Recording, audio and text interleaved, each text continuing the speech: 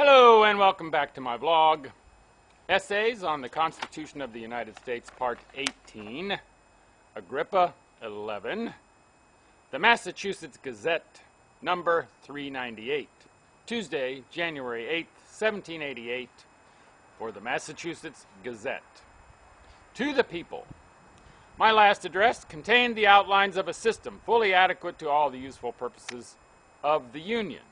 Its object is to raise a sufficient revenue from the foreign trade and the sale of our public lands to satisfy all the public exigencies and to encourage at the same time our internal industry and manufactures. It also secures each state in its own separate rights while the continental concerns are thrown into the general department.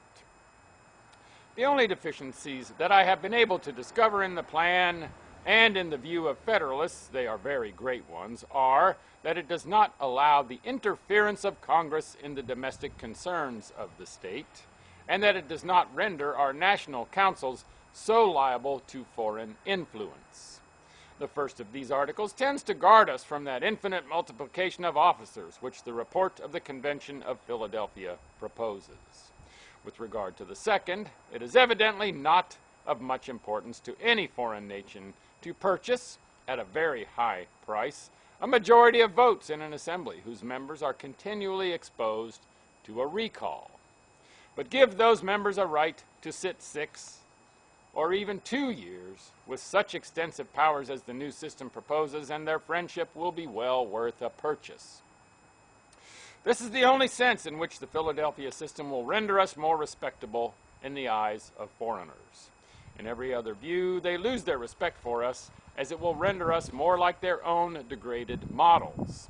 It is a maxim with them that every man has his price. If, therefore, we were to judge of what passes in the hearts of the Federalists when they urge us, as they continually do, to be like other nations, and when they assign mercenary motives to the opposers of their plan, we should conclude very fairly they themselves wish to be provided for at the public expense.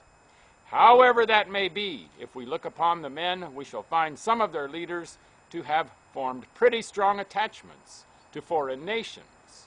Whether those attachments arose from their being educated under a royal government, from a former unfortunate mistake in politics, or from the agencies for foreigners or any other cause, is not in my province to determine. But certain it is that some of the principal fomenters of this plan have never shown themselves capable of that generous system of policy which is founded in the affections of free men. Power and high life are their idols, and national funds are necessary to support them. Some of the principal powers of Europe have already entered into treaties with us, and that some of the rest have not done it is not owing, as falsely pretended, to the want of power in Congress. Holland never found any difficulty of this kind from the multitude of sovereignties in that country, which must all be consulted on such an occasion. The resentment of Great Britain for our victories in the late war has induced that power to restrain our intercourse with their subjects.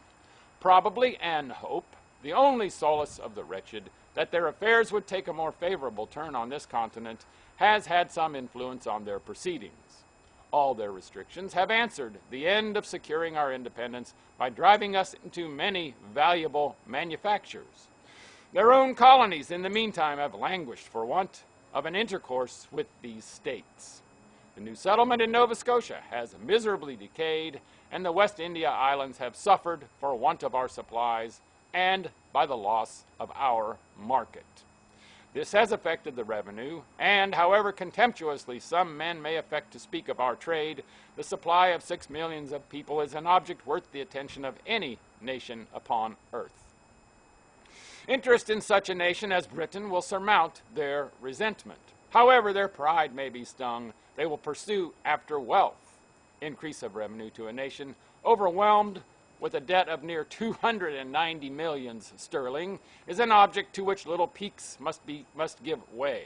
And there is no doubt that their interest consists in securing as much of our trade as they can.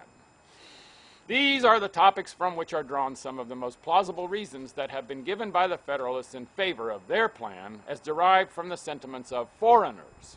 We have weighed them and found them wanting. that they had not themselves full confidence in their own reasons at Philadelphia is evident from the method they took to bias the state convention.